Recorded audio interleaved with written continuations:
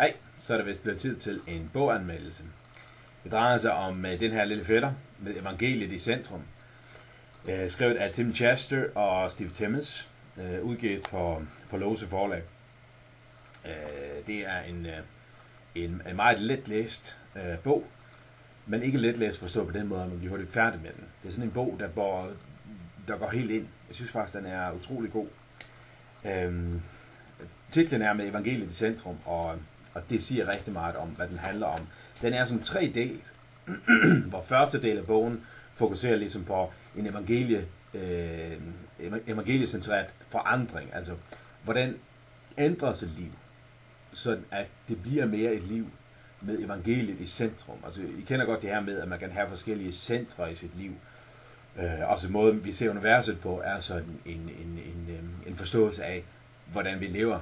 Ikke? Også et heliocentrisk verdensbillede, altså hvor jorden centrerer sig omkring solen, hvor solen er ligesom midten af universet. Så det evangeliecentriske verdensbillede drejer sig om, at evangeliet er omdrejningskraften. Og det er sådan den første del handler om. Overskriften det er et liv for Gud, et liv for andre, et liv med forandring, et liv med mirakler.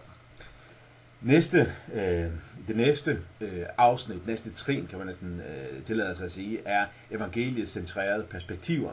Altså perspektiver ind over bibelske temaer, hvordan gribe det her an, hvordan forholde sig til det. Og så endelig et evangeliecentreret liv. Altså, hvordan leve med evangeliet i centrum. Helt konkret.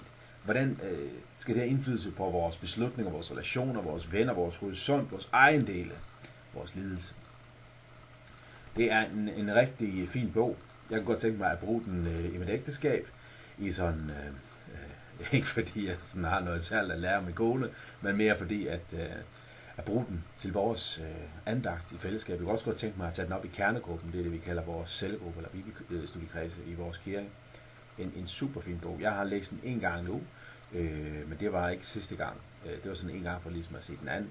De næste gang jeg skal læse den, der bliver det med henblik på, sammen med andre, at det træner os i at leve mere på den her måde med evangeliet i centrum. En super fin bog.